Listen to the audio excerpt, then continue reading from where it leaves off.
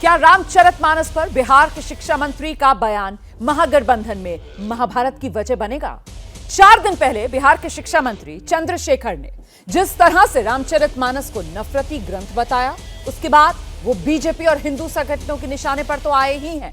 JDU भी खुलकर उन पर निशाना साध रही है। मंत्री के बयान के विरोध में जनता दल यूनाइटेड के नेताओं ने विरोधी पार्टियों की तरह ही अपनी ही सरकार के शिक्षा मंत्री चंद्रशेखर के खिलाफ मोर्चा खोला है। कोई रामचरितमानस का गुणगान कर रहा है तो कोई आरोप यह लगा रहा है कि चंद्रशेखर बीजेपी के एजेंडे पर काम कर रहे हैं।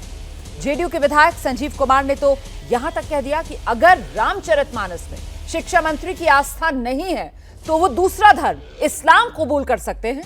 वहीं जेडीयू के तमाम आरोपों के बीच शिक्षा मंत्री अब खामोश हो गए हैं। 2 दिन पहले तक वो शिक्षा मंत्री चंद्रशेखर जो अपने बयान को सही ठहरा रहे थे, अब वो खामोश हैं। और खामोश उनके नेता तेजस्वी यादव भी, जो इस मामले में ना तो चंद्रशेखर के बयान को सही बता रहे हैं, ना ही उनकी निंदा कर रहे हैं। ऐसे में सवाल ये कि क्या शिक्षा मंत्री के रामचरितमानस पर बयान से बिहार में महागठबंधन सरकार खतरे में आ गई? इस सवाल पर हम बहस करेंगे, लेकिन उससे पहले जरा दोनों पार्टियों का वार पलटवार किस अंदाज में हो रहा है ये सुन लीजिए आप। रामचरितमानस पर बहस करने के लिए, रामचरितमानस जैसे विषयों पर बहस होगी तो सीधे तौर पे भारतीय जनता पार्टी को फायदा होगा।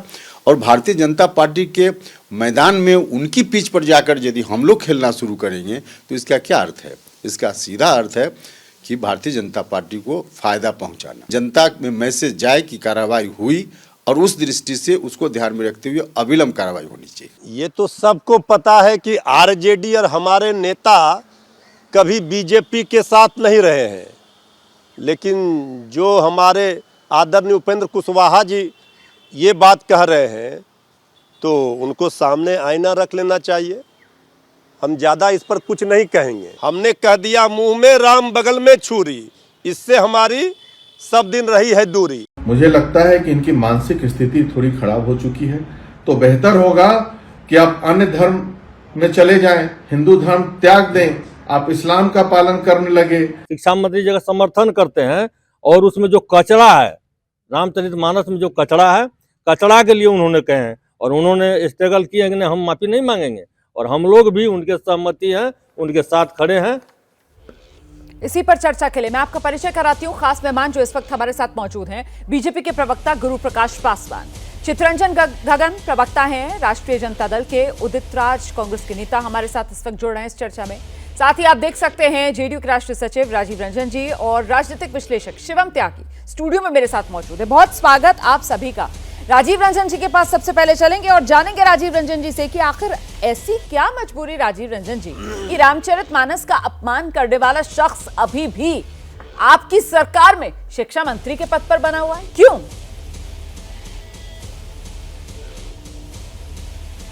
देखिए, मुझे ऐसा लगता है कि इस पूरे प्रकरण में पार्टी के नेताओं ने अपनी असहमति जताई है और रामचरितमानस प्रकरण में चंद्रशेखर जी के बयान को लेकर आप लगातार देख रही हैं पार्टी के अलग अलग हिस्सों से जो प्रतिक्रियाएं हैं वो सामने आई हैं। लेकिन हर प्रश्न का समाधान इस्तीफा मांगना अगर होता तो हम लोग तो एनडीए के पार्ट रहे हैं और उस दौर में एनडीए के नेताओं के कितने विस्फोटक बयान आते थे।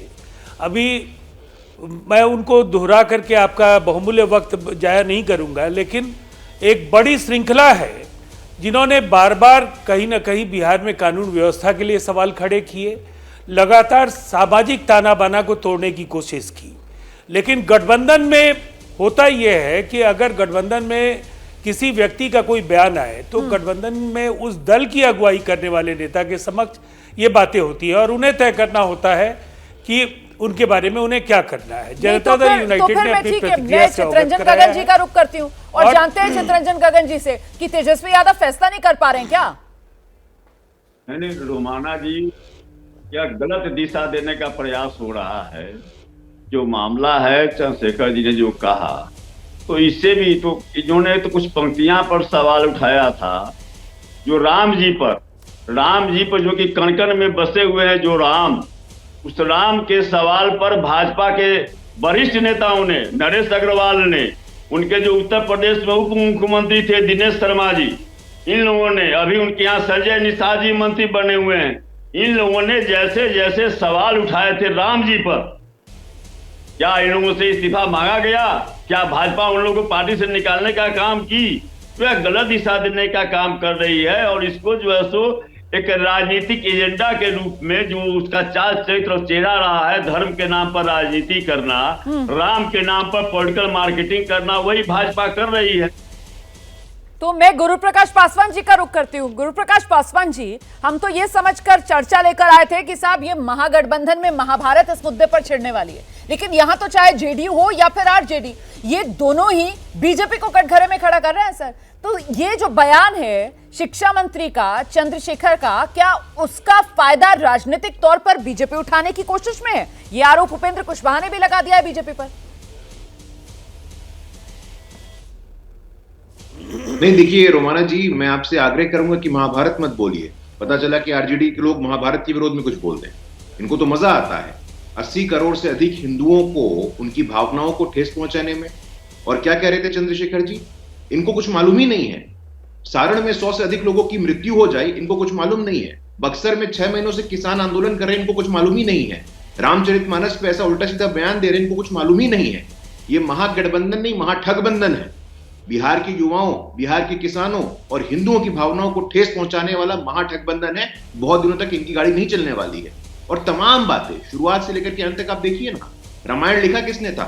महर्षि वाल्मीकि ने लिखा था। और ये सामाजिक न्याय की बात करते हैं, कहते हैं हम समाज में भाईचारा लेके आएंगे, समाज में समानता लेके आएंगे। आपने रामायण का अपमान करके महर्षि वाल्मीकि को अपमानित किया है, महर्षि वाल्मीकि के करोड़ों लोगों को अपमानित किया है। इसीलिए हम पुनः बताना चाहते हैं कि जो महाठगबंधन है, ये हिंदुओं की भावनाओं को ठेस पहुंचाना समाप्त करे। और सीएम साहब, अगर आप में थोड़ी बहुत भी संवेदनशीलता बची है, 1% भी संवेदनशीलता बची है, तो आप अविलंब कार्रवाई करें और इस शिक्षा मंत्री को बर्खास्त करें। नहीं, देखिए सीएम साहब तो कह चुके हैं उन्हें नहीं पता नहीं, वो नहीं जानते। तेजस्वी यादव जो है वो चुप हैं, उनकी तरफ से अब तक इस पूरे मामले पर कोई बयान नहीं आया है। हाँ, जो बाकी नेता बयान दे रहे हैं, जिस तरीके से उपेंद्र कुशवाहा सामने आया, और वो तो सीधे ये कह रहे हैं कि साहब ये बयान बीजेपी को फायदा पहुंचाने वाला, मतलब फायदा गुरु प्रकाश जी आपकी पार्टी को पहुंचेगा, फायदा पहुंचाने का काम तेजस्वी यादव की पार्टी कर रही है बीजेपी को। दोनों के बीच क्या कोई साठगांठ है? इसका तो जवाब फिर देना पड़ेगा ना चितरंजन गगन जी। हाँ रोमाना जी, देखिए महागठबंधन का नेतृत्व इतना परिपक्व है कि महागठबंधन का नेतृत्व किसी इन लोगों के बहकावे में और किसी के दाएं बाएं करने से कोई फर्क नहीं पड़ने वाला। एक बहुत बड़ा मिशन लेकर महागठबंधन बना है। 2024 हमारे सामने मिशन है और बिहार ने जो एक नई रास्ता दिखाने का काम किया है पूरे देश में, पूरे देश के गैर भाजपा जो राजनीतिक दल हैं उनको, यही बेचैनी भाजपा को है। और इसीलिए अभी गुरु प्रकाश जी कह रहे थे रामचरितमानस पर, मैं उनसे पूछना हूँ कि इनसे सवाल रोमाना जी पूछिए ना कि नरेश अग्रवाल जी किस पार्टी में है? उन्होंने तो राम जी के सवाल पर उठाया था, राम जी को उन्होंने राम कहा था, सीता जी को उन्होंने क्या कहा था, महावीर जी को उन्होंने क्या कहा था, उनसे पूछिए ना। अभी उनके यहाँ जो है मोहन यादव जी जो है वहां पर मध्य प्रदेश में मंत्री हैं, उन्होंने क्या बोला है, इस पर सवाल कीजिए ना कि क्या बोल रहे हैं। उनके जो उप मुख्यमंत्री थे उत्तर प्रदेश में, उन्होंने क्या बोला? सर ठीक है, मैं ये सवाल पूछ लेती हूँ। गुरु प्रकाश पासवान आप इनका जवाब दे दीजिए, लेकिन फिर मैं पलटकर आपके पास भी आऊंगी गगन साहब, और मैं आपसे भी पूछूंगी कि ये बयान देकर क्या आपको सर्टिफिकेट मिल जाता है, आपकी पार्टी के नेताओं को सर्टिफिकेट मिल जाता है कि आप हिंदुओं की आस्था का अपमान करें? ये क्या जवाब आप दे रहे हैं? ठीक है, आप जो सवाल उठा रहे हैं मैं जवाब ले लेती हूँ। तो कुल मिलाकर यहाँ पर सहूलियत की सियासत सब कर रहे हैं। गुरु प्रकाश पासवान जल्दी से इस बात का जवाब दे दीजिए। वो आरोप जो चितरंजन गगन बीजेपी पर लगा रहे हैं कि आपके नेता जो हैं, आपके नेता अगर अपमान करते हैं भगवान राम का, उनको लेकर आपत्तिजनक बयान देते हैं, तो फिर सत्ता के लिए आप उन सबको गले लगा लेते हैं, क्यों? रोमाना जी, दो बहुत ही साधारण सी बातें हैं। मैं बहुत ही सिंपल पॉइंट रखना चाहता हूं। पहला, हर एक विषय में वोट अबाउटरी करना, आपने तब क्या किया था, इन्होंने तब क्या किया था, ये हिंदुओं की जब आस्था की बात होती है तो वोट अबाउटरी से बचना चाहिए। दूसरा, मैं दावे के साथ कहता हूं, आरजेडी के सम्मानित प्रवक्ता हैं, कोई शिक्षा मंत्री है क्या? कोई शिक्षा मंत्री है क्या हमारे यहाँ? कोई हमारे यहाँ केंद्रीय मंत्री है, कोई मुख्यमंत्री है, कोई उप मुख्यमंत्री है? कोई ऐसा संवेदनशील बताइए, कोई ऐसा नेता जिसने ऐसा कहा हो? किसी एक नेता का बयान आप नहीं बता सकते और हमें प्रमाण पत्र की आवश्यकता नहीं है। 500 वर्षों से अधिक का समय लगा है, भव्य राम मंदिर बन रहा है। और इस देश में भव्य राम मंदिर कौन बना रहा है और किसने उस मंदिर बनाने से रोका था, वो पूरा देश जानता है, पूरा इतिहास जानता है। हमें आपसे प्रमाण पत्र लेने की आवश्यकता नहीं है। और आप तो स्वयं को लोहिया जी का चेला बताते हैं। जरा जाकर के राम मनोहर लोहिया जी को पढ़ लीजिएगा। राम मनोहर लोहिया क्या कहते थे कि रामायण मेला होना चाहिए, ऐसा राम मनोहर लोहिया जी ने कहा था। उन्होंने कहा था राम कृष्ण और शिव इस देश के मस्तिष्क हैं, हृदय हैं, और आप उनका विरोध करते हैं। आप लोहिया जी के स्वघोषित चले हैं। जरा जाकर के पढ़िएगा, सुनिएगा, तब बोलिएगा। किसी के भी बारे में और हर विषय पे व्हाट अबाउटरी करना, इससे बचना चाहिए रोमाना जी, हमारा ये कहना। मेरे साथ कांग्रेस के नेता उदित राज भी अब जुड़ गए हैं। उदित जी, अगर आपको मेरी आवाज मिल रही है सर, तो फिर ये आस्था को ठेस पहुंचाने वाला बयान जो शख्स देता है वो अभी भी मंत्रिमंडल में क्यों है बिहार में सर? आप इसको समझा पाएंगे, एक्सप्लेन कर पाएंगे सर? देखिए, ऐसा है कि ये देश के किसानों, मजदूरों, बेरोजगारों से बड़ा मुद्दा नहीं है। एक मंत्री ने कह दिया, अपना उनका निजी बयान है, कह भी दिया गया। मैंने उनके बयान को सुना भी। उन्होंने कहा एक अंश की बात है, एक अंश में रामचरितमानस या भगवान राम के लिए कोई भी उन्होंने गलत बात नहीं कही। लेकिन एजेंडा चल रहा है। जब संजय निषाद ये कहते हैं कि भगवान राम तो निषाद जाति से पैदा हुए, तब आस्था पर ठेस नहीं पहुंची। बीजेपी जिसके साथ में सरकार चला रही है, उस पर एक डिबेट मैंने नहीं देखा। उस पर भी तो डिबेट होना चाहिए था। और योगी जी ने कहा कि हनुमान दलित थे, उस पर कोई डिबेट नहीं हुआ। ये एजेंडा जो चल रहा है, नहीं सर, ये कह देना बहुत आसान है कि उस पर डिबेट नहीं हुई। इन बयानों का जिनका आप जिक्र कर रहे हैं, एबीपी न्यूज पर खुद हनुमान जी की जाति वाले बयान को लेकर मैंने खुद डिबेट की है सर, मैंने खुद उस पर शो किया है, ठीक है। अच्छा, यहाँ पर जब आप मालूम है कि संजय निषाद, नहीं सर आपने सर योगी आदित्यनाथ के बयान को लेकर भी कहा ना, मैंने उस पर अपनी बात रखी। दूसरी बात सर, जब आप ये कहते हैं कि देखिए गलत बात नहीं कही, तब आप तो फिर गुंजाइश ही नहीं छोड़ते हैं सर कि उस पर चर्चा की जाए। मतलब आपकी नजर में तो कुछ गलत कहा ही नहीं। आप यहाँ पर एक अंश की बात करते हैं सर, आप यहाँ पर किसानों, मजदूरों की बात। सर जब यही कहेंगे आपकी कहाँ गलत कह दिया, तो फिर आपकी नजर में तो ना किसी का अपमान हुआ, ना किसी को ठेस पहुंची। ढोल गवार शूद्र पशु नारी ये सब ताड़न के अधिकारी क्या रामचरितमानस में है नहीं? ये पूजौ विप्र सकल गुणहीना, पूजौ सुख और शूद्र न पूजौ प्रवण प्रणीम। ज्ञानवान दलित हो तो भी उसकी पूजा नहीं होना चाहिए। ये क्या है नहीं? क्या ये बताइए सर। मैं सिर्फ ये कह रही हूँ कि आप तो मुझसे ज्यादा ज्ञाता है सर, आप तो संविधान को भी जानते हैं, और बाबा साहेब अम्बेडकर का संविधान ये कहता है कि सबकी मान्यताओं और सबकी आस्था का सम्मान करो। आप ये मानते हैं ना सर? यहाँ पर फिर आस्था के साथ खिलवाड़ क्यों हो रहा है सर? आस्था के साथ क्यों खिलवाड़ कर रहे हैं? खिलवाड़ नहीं किया, ये आप लोगों ने एजेंडा चला रखा। कोई खिलवाड़ नहीं कर रहा, न चंद्रशेखर जी ने खिलवाड़ किया। एक अंश की बात उन्होंने कही है। क्या गोलवलकर जी ने नहीं कहा था कि देश आजाद होने पर अगर दलितों पिछड़ों को सत्ता मिलती है तो इससे अच्छा कि आजीवन अंग्रेजों की गुलामी करूंगा? नहीं इस पर आप लोग कभी क्यों नहीं चलाते? सर बात को घुमाइए मत सर। अभी आपने कहा कि साहब एक अंश, अगर मैं आपकी एक अंश वाली दलील भी मान लूं सर, तो आपने पूरा बयान शायद चंद्रशेखर जी का सुना नहीं सर। उन्होंने तो एक सांस में नफरती ग्रंथ करार दे दिया सर। सर उन्होंने रामचरितमानस को नफरती ग्रंथ करार दिया। नहीं है सर, इनकी आस्था की बात नहीं है। उदित राज जी, आप नफरती ग्रंथ मान रहे हैं रामचरितमानस को? आप नफरती ग्रंथ मानते हैं रामचरितमानस को? शिक्षा मंत्री बिहार के चंद्रशेखर, उन्होंने नफरती ग्रंथ कहा है रामचरितमानस को। आप भी मानते हैं उसको नफरती ग्रंथ? बताइए सर, जवाब दीजिए। आप जो चाहे वो सवाल करें और जैसा चाहेंगे वैसा जवाब तो मैं नहीं दूंगा। नहीं, आपके पास जवाब ही नहीं है सर। आप यहाँ पर घुमाने की कोशिश कर रहे हैं। अभी आप कह रहे थे एक अंश की बात की है, और मैं आपको पूरी जिम्मेदारी से ये बता रही हूँ कि उन्होंने साफ तौर पर कहा रामचरितमानस नफरती ग्रंथ। वो नफरती ग्रंथ उसको करार दे रहे हैं। वो कह रहे हैं हर दौर में इस तरीके के नफरती ग्रंथ आए। एक जमाने में मनुस्मृति, फिर रामचरितमानस, उसके बाद गुरु गोवलकर का बंच ऑफ थॉट्स। सर वो एक सांस में इन किताबों का नाम लेते हैं, नफरती ग्रंथ वो इनको करार दे रहे हैं। सर आप कैसे डिफेंड कर सकते हैं बैठकर? आपको एहसास है हिंदुओं की आस्था का सर? हिंदुओं की आस्था का एहसास है सर? आप सम्मान करते हैं या नहीं करते हैं, ये बताइए मुझे। नहीं, बिना दलित पछड़ों के हिंदू की आस्था बनी रहेगी इस देश? आप बताइए, इनकी आस्था नहीं है, इनके सम्मान पर चोट नहीं पहुंचती? आपको क्या दर्द इनका जब गोलवरकर कहते हैं कि दलितों पिछड़ों को सत्ता में भागीदारी अगर मिलती है तो इससे अच्छा पूरे जीवन गुलामी करूं अंग्रेजों का। नहीं सर, रामचरितमानस, एक सेकंड, आपकी जो मैं बात समझ पा रही हूँ शिवम त्यागी, यहाँ पर तो रामचरितमानस मतलब अगड़ों और पिछड़ों का वर्सेस बनाम वाला हिसाब बना दो। ये ग्रंथ है, धार्मिक ग्रंथ है, और इसको लेकर आप इस तरीके से अगड़ों और पिछड़ों की राजनीति का हथियार बना लेंगे क्या?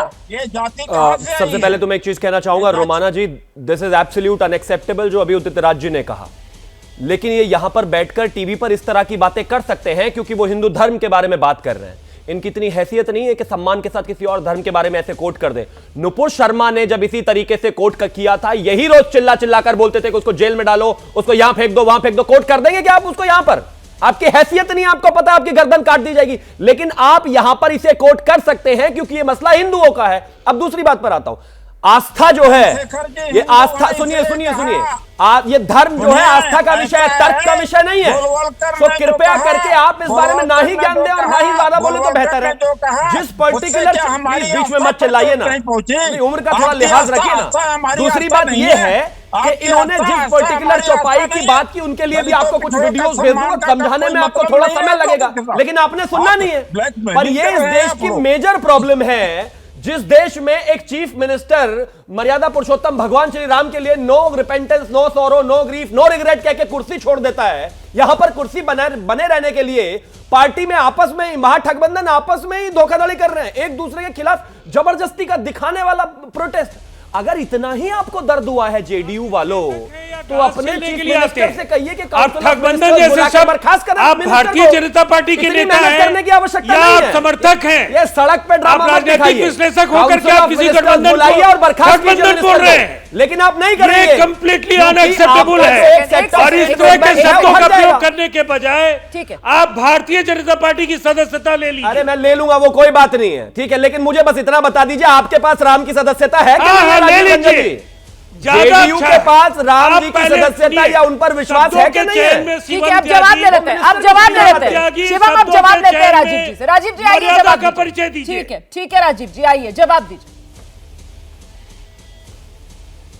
देखिए, सबसे पहले रोमाना जी, ये आपका शो है और मुझे विश्वास है आपकी एक गरिमा है, आपके पैनल में अनावश्यक शब्दों का प्रयोग कभी नहीं होता है। पहले गुरु प्रकाश पासवान ने कहा, और ये सब एक ही स्कूल से पढ़कर निकलते हैं और उन्हें विपक्षियों को गाली देने के कई एक शब्दावली है, उसका इस्तेमाल ये करते हैं। ठीक है सर। ठगबंधन, अरे ठगबंधन, जो राष्ट्रीय जनतांत्रिक गठबंधन से बड़ा ठगबंधन क्या हो सकता है, जिसने देश के तमाम राजनीतिक दलों को ठगा, जनता को छला, जो वायदे किए जमीन पर कोई भी नहीं उतरे। आप राम मंदिर की बात करते हैं, लेकिन आप बहुत बोले थे। दोबारा आपके पास आऊंगी। शिवम प्लीज, राजीव जी को अपनी बात रखनी है। लगातार उदित राज जी बोलते रहे, फिर राजीव जी बोलते रहे, आप उनको एज इट इज रोक देते जैसे आप मुझे रोक रहे हैं। ठीक है, आइए राजीव। देखिए, मैं सबसे पहली बात तो ये कह रहा हूं कि चाहे रामचरितमानस हो, चाहे वो कुरान हो, चाहे वो बाइबिल हो, हदीस हो, आपके पास मुद्दों को उठाने के लिए, गैर बराबरी को उठाने के लिए कई तरह के आपके पास औजार हो सकते हैं।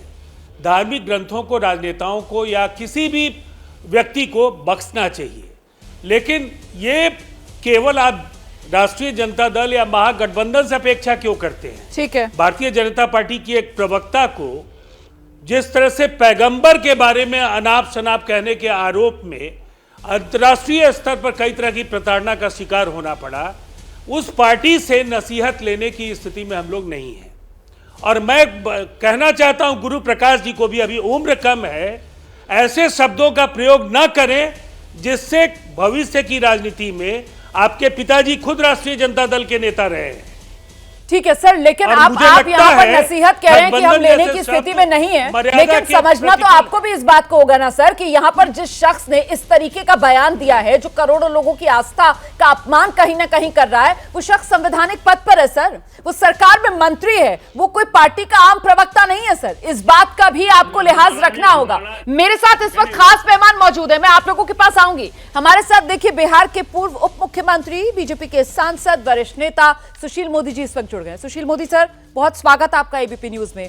सबसे पहले मैं आपसे यह जानना चाहती हूं कि शिक्षा मंत्री ने नीतीश कुमार की मुसीबत बढ़ा दी है, ये हम सब देख रहे हैं, बावजूद इसके शिक्षा मंत्री बिहार के अभी भी अपने पद पर बने हुए हैं। आपको इसके पीछे वजह क्या दिखती है? देखिए, पहली बात तो ये कि ये बयान डॉक्टर चंद्रशेखर का नहीं था, बल्कि ये बिहार के शिक्षा मंत्री का बयान था। और मंत्री का बयान है वो सरकार का बयान होता है, यानी ये मुख्यमंत्री का बयान है, सरकार का बयान है। ये कोई, आपने ठीक कहा, ये कोई प्रवक्ता का यूं ही बयान नहीं है। शिक्षा मंत्री ने एक सार्वजनिक कार्यक्रम में छात्रों को संबोधित करते हुए बयान दिया है, यानी वह सरकार का अधिकृत बयान है। और आज तक नीतीश जी ने चुप्पी साधे हुए हैं, उन्होंने एक बार भी उसको कंडेम नहीं किया है। ये बात अलग है कि उनकी पार्टी के एक विधायक ने आज कहा है कि डॉक्टर चंद्रशेखर का दिमाग खराब हो गया है, उनको हिंदू धर्म का परित्याग कर इस्लाम या ईसाई धर्म स्वीकार कर लेना चाहिए। और देखिए, इसको लेकर राजद जदयू में जो घमासान मचा है वह देखने लायक है। यानी जब से ये सरकार बनी तब से घमासान आपसी लड़ाई चल रही है। अब उपेंद्र कुशवाहा कह रहे कि पार्टी कमज़ोर हो रही है, ललन जी कह रहे कि पार्टी मजबूत हो रही है, शिवानंद तिवारी रामचरितमानस के पक्ष में खड़े हैं, जगता बाबू जो प्रदेश के अध्यक्ष हैं वो कह रहे कि जो डॉक्टर चंद्रशेखर ने कहा वो सही कहा। और जो दोनों अंपायर हैं, डिप्टी सीएम और सीएम, वो चुप्पी साधे हुए हैं। ये तो समझ में नहीं आता है कि नीतीश जी आप इतने कमज़ोर हो गए। अगर आप सुधाकर सिंह को मंत्रिपरिषद से बर्खास्त करवा सकते हैं तो ये तो उससे ज़्यादा बड़ा मुद्दा है। ये तो केवल आपको अपमानित नहीं, पूरे देश के हिंदुओं को अपमानित किया जा रहा है। और अभी भी वो अड़े हुए कहते कि माड़ा मैं अपनी बात पर कायम हूँ जी। और ऐसा व्यक्ति अगर आपके मंत्रिपरिषद का मेंबर है, सदस्य है, तो आप इतने कमज़ोर हो गए कि आप कार्रवाई नहीं करवा सकते, उसको निकलवा नहीं सकते। तो नीतीश जी अपनी चुप्पी तोड़िए। अब चुप्पी तोड़ने से काम नहीं चलेगा। और बिहार के अंदर सैकड़ों एफआईआर दर्ज होगा ऐसे मंत्री के खिलाफ में। और मैंने तो छात्रों का आह्वान किया है कि जहाँ जाएँ ये मंत्री को काला झंडा दिखाइए, कॉलेज में घुसने मत दीजिए। इन्होंने क्या समझ लिया है, हिंदू को सहिष्णु हैं हिंदू, इसका मतलब इसका बेजा लाभ उठाएंगे, जो मन में आएगा बोल देंगे और कहेंगे कि मैं तो रामचरितमानस का के अंदर ऐसी कुछ छपाइयाँ हैं। अरे आप भूल गए कि डॉक्टर लोहिया के आप अनुयायी हैं और डॉक्टर लोहिया ने रामायण मेला प्रारंभ किया था। इस देश में पहला रामायण मेला डॉक्टर राम मनोहर लोहिया ने चित्रकूट में प्रारंभ किया था और आज वो परंपरा कायम है। डॉक्टर लोहिया ने ये फिदा हुसैन जो चित्रकार थे उनसे राम के 50 चित्र बनवाए। तो एक और भगवान राम, जो भगवान राम के बारे में डॉक्टर लोहिया की ये विचार है और आप कहते हैं कि मैं लोहिया का अनुयायी हूँ। ठीक है सर। और आप इस प्रकार का वक्तव्य देते हैं। सुशील मोदी तो जी, नीतीश सुधाकर सुशील मोदी जी, सुशील मोदी जी, शिक्षा मंत्री की तरफ से, चंद्रशेखर जी की तरफ से भी ये साफ कहा गया कि मैंने प्रभु राम को लेकर कुछ नहीं कहा। रामचरितमानस, उसके कुछ अंश, उसकी कुछ चौपाइयां जिसको लेकर उन्होंने बोला कि मैंने अपनी राय रखी। आपने यहां पर अभी जेडीयू नेताओं का जिक्र किया, उनके बयानों का जिक्र किया, इसी में एक उपेंद्र कुशवाहा भी आते हैं सर। उपेंद्र कुशवाहा ने जो बात कही है सर, क्या वो बात, उस पर आप प्रतिक्रिया देना चाहेंगे? क्योंकि उपेंद्र कुशवाहा ये कह रहे हैं कि आरजेडी के नेता केंद्र से मदद चाहते हैं और ये जो बयान दिया गया है, क्योंकि हम जानते हैं चंद्रशेखर जी आरजेडी के कोटे से मंत्री हैं, ये बयान ऐसा बयान है जो बीजेपी को फायदा पहुंचाने वाला बयान है। इससे बीजेपी अपनी 80-20 वाली जो पॉलिटिक्स है उसको धार देगी, उसको मदद मिलेगी। नहीं, देखिए, ये तो बेबुनियाद बात है और कोई लालू यादव की कोई मदद नहीं कर सकता है। और ये जो मुकदमा अभी दर्ज हुआ है, ये तो ललन सिंह और नीतीश कुमार ने ही सारे डॉक्यूमेंट्स दिए थे सीबीआई को, ये तो वही मामला है। अब तो कोई चाह कर भी उनकी कोई मदद नहीं कर सकता है, मामला कोर्ट में चला गया है। तो जो उपेंद्र जी बात कर रहे हैं उस बात में कोई दम नहीं है। लेकिन उपेंद्र जी ये जो कहा है कि चंद्रशेखर को क्षमा मांगना चाहिए, उन पर कार्रवाई होनी चाहिए, ये उससे बड़ा सवाल है। क्या उपेंद्र कुशवाहा के बयान के बाद भी, ललन सिंह जी के बयान के बाद भी, डॉक्टर संजीव के बयान के बाद भी, और जनता दल यू के लोग आरोप लगा रहे हैं, लेकिन राजद चुप्पी साधे हुए है। और सबसे बड़ी बात तो मुख्यमंत्री चुप्पी साधे हुए हैं। क्या नीतीश जी आप राम विरोधी हैं? क्या नीतीश जी आप रामचरितमानस के विरोधी हैं? जो डॉक्टर लोहिया प्रतिदिन रामचरितमानस का पाठ किया करते थे, पढ़ा करते थे, आप ऐसे मुद्दे पर अगर चुप्पी साधे रहेंगे तो बिहार का हिंदू समाज कभी आपको माफ नहीं करेगा। ठीक है सर, जो ललन सिंह हैं उनकी तरफ से कहा जा रहा है कि ये मामला जो है इस पर एक्शन और रिएक्शन वो आरजेडी की तरफ से आना चाहिए, हमारा इससे कोई लेना देना नहीं है। एक तरीके से अपना पल्ला झाड़ने वाला जो बयान जेडीयू की तरफ से दिया जा रहा है, क्या आपको लगता है कि वो सही है? ऐसा जेडीयू करने की स्थिति में है? नहीं, देखिए ये मामला केवल राजद का नहीं ना, सरकार का मामला है ना। हाँ। और सरकार के मुखिया नीतीश कुमार, उससे मैंने कहा कि ये बयान चंद्रशेखर का निजी बयान नहीं है। छात्रों के बीच में नालंदा खुला विश्वविद्यालय के कॉन्वोकेशन में भाषण दिया उन्होंने, छात्रों के बीच में, यानी शिक्षा मंत्री के नाते भाषण दिया है। डॉक्टर चंद्रशेखर के नाते उन्होंने विचार व्यक्त नहीं किया है। और शिक्षा मंत्री का बयान सरकार का बयान होता है। इसका मतलब है कि नीतीश जी को इसका जवाब देना पड़ेगा कि या तो वो कहें कि ये बयान गलत है, लेकिन केवल ये बोलने से काम नहीं चलेगा। अगर नीतीश कुमार चाहेंगे तो 24 घंटे के भीतर डॉक्टर चंद्रशेखर पर कार्रवाई हो सकती है, लेकिन बहुत कमज़ोर हो गए हैं नीतीश जी। ऐसा लग रहा है कि अब नीतीश जी का पहले वाला जो रौब था, जो चमक थी, जो आभा थी, वो ख़त्म हो गई है। एक बेसहारा बेसहाय मुख्यमंत्री किसी तरह से गाड़ी को खींच रहा है, तो एक बेबस मुख्यमंत्री इसमें बिहार के अंदर नीतीश कुमार के रूप में दिखाई पड़ रहा है। सर, इससे भविष्य पर आपको क्या लगता है असर पड़ेगा आरजेडी और जेडीयू गठबंधन के? देखिए, ये गठबंधन तो बहुत दिनों तक नहीं चलेगा, और ये सारा कुछ जो हो रहा है उसके एक अंदर और खेल है। राजद चाहता है कि जदयू का मर्जर हो जाए और नीतीश जी तेजस्वी को मुख्यमंत्री बनाकर दिल्ली की राजनीति करें। यही इन दोनों के बीच में समझौता हुआ था।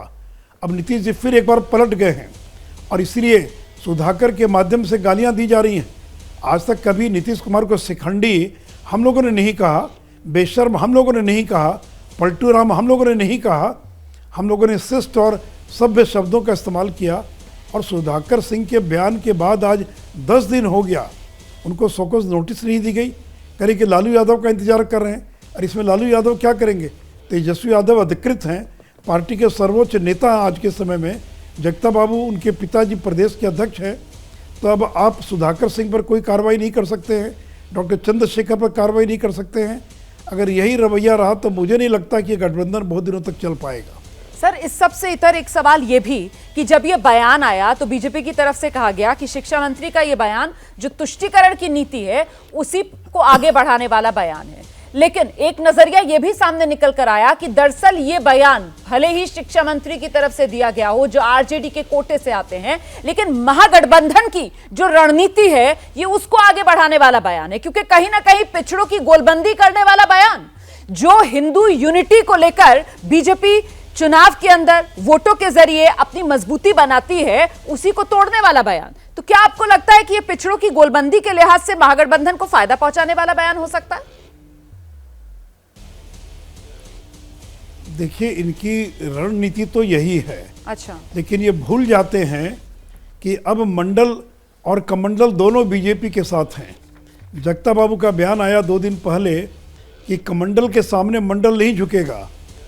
तो जगता बाबू याद रखिए, वो जमाना चला गया जब मंडल आपके साथ था, कमंडल हमारे साथ था। आज तो मंडल और कमंडल दोनों हमारे साथ है। आज पिछड़ा, अति पिछड़ा दलित तो वो बीजेपी के साथ खड़ा है, नहीं तो उत्तर प्रदेश में इतनी सीटें कहाँ से आती? बीजेपी को 303 सीटें अगर आई तो अगर पिछड़ा, अति पिछड़ा, दलित, महादलित अगर इनका वोट नहीं मिला होता तो बीजेपी को 303 सीटें कहाँ आती? तो वो जमाना चला गया जब आप मंडल और कमंडल के बीच में लड़ा करते थे। इसलिए मैंने कहा कि अब मंडल और कमंडल दोनों एक साथ हैं। अब पिछड़ों की आप अगर राजनीति करेंगे तो हम भी करना जानते हैं। हम जहाँ राष्ट्रवाद की बात करेंगे वहाँ पिछड़ों को छोड़कर नहीं चलेंगे। इसलिए जातीय गणना का हमने समर्थन किया, हमने आरक्षण का समर्थन किया। इसलिए अब पिछड़े और अगड़े के नाम पर समाज को बांट नहीं पाएंगे, लड़ा नहीं पाएंगे। आज बीजेपी के साथ पिछड़ा भी खड़ा है और सवर्ण भी खड़ा। मैं इसी पर आ रही थी सर, वो जो आपने जातिगत जनगणना की बात की ना, जो बिहार में अब शुरू हो चुकी है और आगे वो बढ़ेगी, तो क्या ये कहीं ना कहीं क्रोनोलॉजी में जुड़ता हुआ पूरा मामला है? नहीं, देखिए, जातीय गणना का तो बीजेपी ने समर्थन किया है। जब कैबिनेट की बैठक हुई उसमें कौन थे?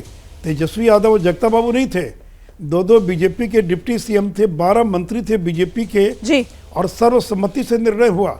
जब ऑल पार्टी डेलीगेशन गया प्रधानमंत्री से मिलने के लिए, तो हम भी जातीय गणना के पक्ष में, इसलिए मैंने कहा अब ये तो चाहते थे हम जातीय गणना का विरोध करें। ठीक है सर, ये पूरा प्रयास किया उन्होंने कि बीजेपी इसका विरोध करे, लेकिन इसलिए मैंने कहा कि मंडल कमंडल दोनों आज बीजेपी के साथ खड़े हैं। बहुत शुक्रिया सुशील मोदी जी विस्तार से अपनी बात रखने के लिए, एबीपी न्यूज के शो में हमारे कार्यक्रम में आने के लिए। Thank you so much sir. अब मैं एक बार फिर से तमाम मेहमानों का रुख करूंगी और मुझे लगता है राजीव रंजन जी को आना चाहिए। राजीव रंजन जी, जो बात यहां पर कह रहे थे सुशील मोदी कि साहब कमंडल वर्सेस मंडल, ऐसी वाली स्थिति है नहीं। अब चाहे कमंडल हो या मंडल हो, सब बीजेपी के साथ एकजुट हैं। तो क्या ये रणनीति आप लोगों की, महागठबंधन सरकार की, ये जेडीयू की तरफ से विरोध महज दिखावा? दरअसल पिछड़ों की गोलबंदी के लिहाज से महागठबंधन को तो सूट करता हुआ ये बयान है सर, जो शिक्षा मंत्री की तरफ से दिया गया है। देखिए, सबसे पहले इस बयान पर हमारी पार्टी का स्टैंड हम लोग बार बार कह चुके हैं, इसलिए उसको मेरे जवाब से जोड़कर नहीं देखा जाए। जो उन्होंने मंडल और कमंडल की बात की है, देखिए बिहार की राजनीति में 2015 का अध्याय भारतीय जनता पार्टी को याद है, जब उनके साथ 3 दल उस समय थे, वो दल भी हमारे साथ आ जा गए और तब इन्हें 53 सीटों पर हम लोगों ने समेट दिया था। 2019 में इनके पास 23% वोट शेयर था और 2020 के विधानसभा चुनाव में इनका वोट शेयर 20% है और इनके साथ कोई दल नहीं है। और बाकी वोट शेयर अगर रामविलास जी के उत्तराधिकार के लिए संघर्षरत 2 दलों का वोट भी जोड़ दिया जाए तो ये 25-26% से ज़्यादा नहीं जा पाएंगे। तो ये 3/4 वोट्स से इनका मुकाबला है। अब ये जानते हैं, ये बिहार को लेकर इनकी परेशानियां केवल इसलिए नहीं है कि बिहार में इनके हाथ से सत्ता खिसक गई। परेशानी ये है कि 40 में 39 सीटें इनके पास थी और मैं तो ये नहीं कहूँगा जो इनके नेताओं के जो बड़े बड़े जो गगनचुंबी बोल हैं कि हम तो इन्हें समेट देंगे सुनने पर, लेकिन मैं इन्हें चुनौती देता हूं कि ये 2 अंकों में नहीं आ पाएंगे, पहली बात। और बिहार, बंगाल और उड़ीसा से लेकर जो झारखंड की स्थिति है और देश के जिन राज्यों में इनकी बेहतर स्थिति है, वहां ये चरम पर है। गठबंधन अटल जी के दौर का बिखर गया, अब इनके साथ कोई साथी नहीं है। ठीक है सर, बिहार पर ही अभी फोकस रखते हैं, बिहार पर ही अभी फोकस रखते हैं सर। ठीक है, मैं गुरुप्रकाश पासवान का रुख करूंगी। गुरुप्रकाश पासवान जी, तो ये पिछड़ों की गोलबंदी, क्या इसी की काट की वजह से बीजेपी के नेताओं की जो पहली प्रतिक्रिया आई थी शिक्षा मंत्री के बयान पर, वो सर मुसलमानों को आप लोग ले आए थे कि साहब ये तुष्टीकरण के लिहाज से दिया गया बयान है ताकि वो हिंदू एकता किसी तरीके से जोड़ी जाए? क्योंकि यहां तो सीधे सीधे पिछड़ों की गोलबंदी की तरफ ये बयान जो कारगर महागठबंधन के लिए नजर आ रहा था सर। रोमाना जी, मैंने ध्यानपूर्वक सुना है और मैंने किसी के बीच में बोला नहीं। मैं एक बात स्पष्ट कर देना चाहता हूं कि बिहार सीता की भूमि है, राजा जनक की कर्म भूमि है और महाठगबंधन के नेता इस बयान के बाद हड़बड़ा गए हैं। हम लोग क्या कहते हैं, अकबका गए हैं। तो उपेंद्र कुशवाहा कुछ कह रहे हैं, सुधाकर सिंह कुछ कह रहे हैं, जदयू मैं कुछ कह आपको रही बार बार बोल रहा हूं, ये इस तरह के शब्दों का बार बार दोहराव मत कीजिए। मैं आपको बार बार बोल रहा हूं, अनावश्यक उकसाइए नहीं। ठीक है, राजीव जी संयम के साथ। राजीव जी संयम भी बोल सकते हैं। राजीव जी चलिए, ठीक है, सुन लीजिए सर। नहीं, उन्हें भी बोलिए संयम से। मैं उनको भी बोलिए सर, उन्हें भी बोलिए संयम से रहने के लिए। सुन लीजिए ना सर, वो शब्द उन्हें मना कीजिए। ठीक है सर, ठीक है। कृपया ठगों का दल और गठबंधन तो इनका है। देखिए, डिरेल मत कीजिए, तो इनके डीएनए में डिरेल मत कीजिए। गुरुप्रकाश जी, इतना हल्का मत बनाइए। आपको पता है आप ऐसे शब्द का इस्तेमाल करेंगे जिस पर प्रतिक्रिया आएगी, कोई फायदा नहीं है ना, डिबेट डिरेल हो जाएगी। प्लीज मुद्दे पर आइए। क्या मुसलमानों की एंट्री बीजेपी ने इसीलिए कराई अपनी ढाल के तौर पर, हिंदुओं को एकजुट करने के लिए, जबकि यहां पर साफ नजर आ रहा है आपको कि इस बयान के जरिए पिछड़ों की गोलबंदी हो सकती है महागठबंधन के साथ, इसीलिए मुसलमानों का डर दिखा रहे हैं हिंदुओं को? आइए। तुम्हारा जी धन्यवाद। देखिए, ऐसा है कि महागठबंधन बनने के बाद 3 उपचुनाव हुए हैं। उन 3 उपचुनावों में 2 में इनको करारी शिकस्त का सामना करना पड़ा है और ये सह नहीं पाए उस बात को। और जब ये बिहार के जनादेश को ठगेंगे, 10 में हमारे साथ थे, चले गए आरजेडी के साथ, 15 में उनके साथ थे, हमारे साथ आ गए, 20 में हमारे साथ थे, उनके साथ चले गए। तो बिहार के जनादेश को ठगने वाले को ठगबंधन नहीं कहेंगे तो और क्या कहेंगे? ये तो बिहार की जनता जानती है ना, देश की जनता जानती है ना। जो नीतीश कुमार अटल बिहारी वाजपेयी जी के अनुकंपा के सदन में आए, काफी गहरे रिश्ते रहे हैं, अनुकंपा में मंत्री बन गए, फिर व्याकुल हो नहीं, उनके काफी गहरे रिश्ते रहे हैं राष्ट्रीय जनता दल के साथ। सर आराम से, सर उनको अपनी बात तो रखने दीजिए ना सर। अब कहां पर कौन राजनेता यहाँ पर पलट वलट कर लेता है सर, इधर से उधर चला जाता है। आप पिता को लेकर उनको कटघरे में क्यों खड़ा कर रहे हैं सर? ये सही बात नहीं है राजीव रंजन जी, प्लीज सर आइए। ये बार बार ठगबंधन क्यों बोलेंगे सर प्लीज संयम से, क्यों बोलेंगे बार बार ठगबंधन? संयम से आपके मना करने के बाद ये दोहरा रहे हैं। प्लीज आइए सर, आइए।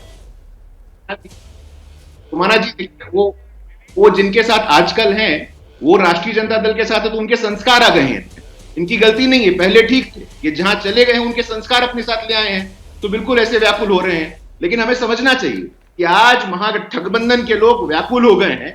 3 करारी शिकस्त के बाद 42% वोट शेयर है हमारा। सर मुझे रोकना पड़ेगा, आपको रोकना पड़ेगा। आपको इस वक्त बड़ी खबर आ रही है सर माफी के साथ आप सबको रोक रही हूँ। यहाँ पर एक बड़ी खबर आ रही है इस वक्त खेल के मैदान से। बड़ी खबर है Thiruvananthapuram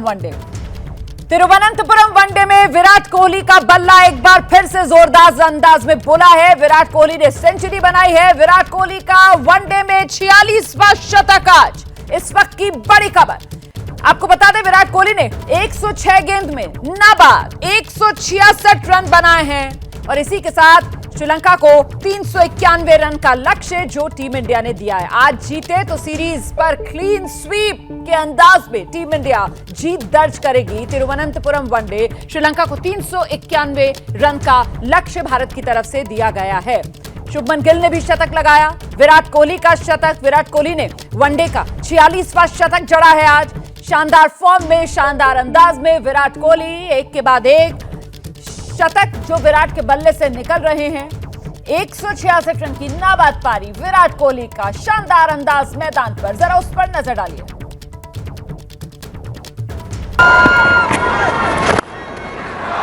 Oh, glorious!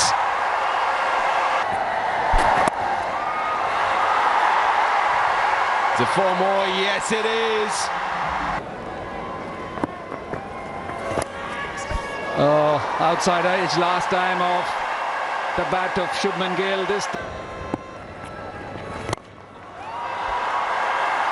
This time smashes it straight.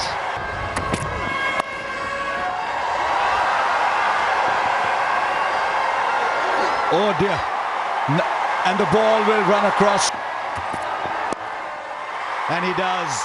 That whatever that glitch in the production line was, it's gone. The hundreds are just flowing off the conveyor belt once again. Game goes over, long gone. And what a shot that is. International runs. Just a check drive. And that to an elevated one.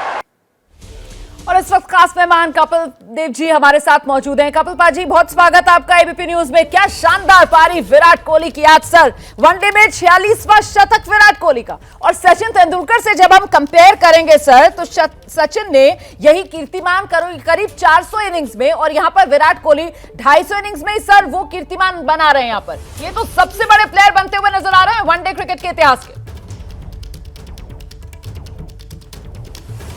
जी, कहने की जरूरत नहीं है, उनके जो आंकड़े हैं वो बताते हैं। लेकिन ये याद रखिए कि जनरेशन बेटर होती जाएगी।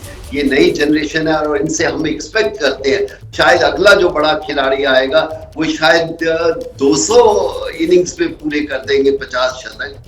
तो इसलिए हम कहते हैं कि दुनिया आगे बढ़ रही है। हाँ, हमने कभी सोचा नहीं था कोई खिलाड़ी भी सचिन तेंदुलकर के पास पहुंच सकता है। ऐसा ही हमने सुनील गावस्कर के बारे में सोचा था, और आज विराट कोहली को ये इस अंदाज में देखते हुए सिर्फ इतना कहूंगी कि 2 साल बहुत कठिन गए हैं, मुश्किल गए हैं, पर इस इनिंग के बाद ऐसा लगता है कि इन्हीं का इस साल ही 2023 में ही डबल शतक भी वनडे में होने वाला है।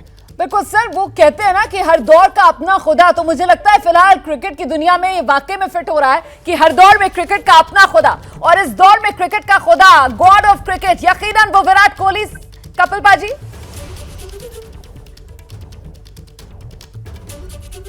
बिल्कुल कह सकते हैं, क्योंकि उनका खेलने का तरीका, हर जनरेशन एक नया कुछ टैलेंट लेके आती है, और विराट कोहली ने इतनी इज्जत और मान हमें दिया है, और उन्होंने क्रिकेट किसी अलग तरीके से खेली है।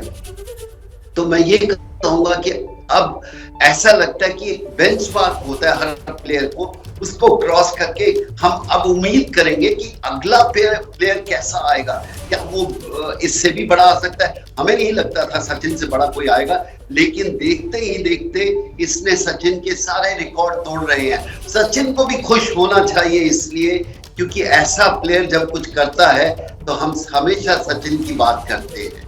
बिल्कुल, सचिन जो हैं वो कहीं ना कहीं एक स्टैंडर्ड, एक बेंचमार्क, और फिलहाल इसी वजह से सचिन के साथ ये तुलना, सचिन के वनडे करियर में 49 शतक, और ऐसे में विराट कोहली फिलहाल महज 3 शतक के फासले पर सचिन तेंदुलकर से खड़े हुए नजर आ रहे हैं, और वो भी सचिन तेंदुलकर के मुकाबले बेहद कम इनिंग्स में। इंडिया और श्रीलंका के बीच वनडे मुकाबला धुआंधार अंदाज में बोला विराट कोहली का बल्ला, और विराट कोहली ने करियर का 46वां वनडे शतक जड़ दिया है। फिलहाल मैं आपको यह आंकड़ा दिखा देती हूं। देखिए, सचिन तेंदुलकर ने ये 46 वनडे बनाने का जो रिकॉर्ड है वो 431 पारियों में छुआ था। वहीं विराट कोहली इस शिखर पर 259 पारियों पर ही पहुंच चुके हैं। तो 46 वनडे शतक का यह सफर क्रिकेट के भगवान सचिन तेंदुलकर ने 431 पारियों में छुआ, और विराट कोहली 259 पारियों में यह मकाम हासिल कर चुके हैं। और इसी वजह से हम कह रहे हैं कि हर दौर का अपना खुदा क्रिकेट के मैदान पर, और इस वक्त सबसे बड़े खिलाड़ी, सबसे बड़े प्लेयर के तौर पर विराट कोहली। आपको बता दें, विराट कोहली ने आज नाबाद 166 रन की पारी खेली है। स्ट्राइक रेट विराट कोहली का 150 रहा। अपनी इस धुआंधार पारी में विराट कोहली ने 13 चौके जड़े हैं, 8 छक्के लगाए हैं। देखिए जरा मैदान पर विराट कोहली की धुआंधार पारी।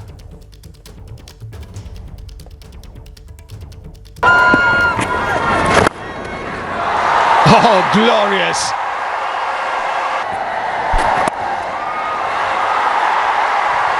The 4 more, yes it is.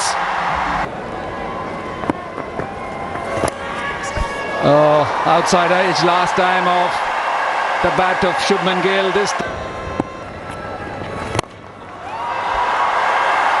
This time smashes it straight.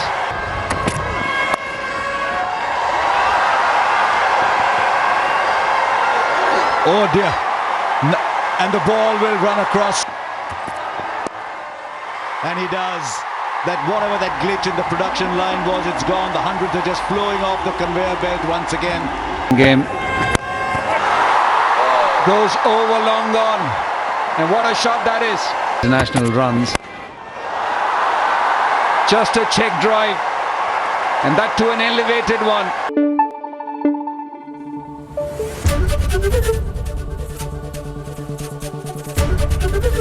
ABP news आपको रखे आगे।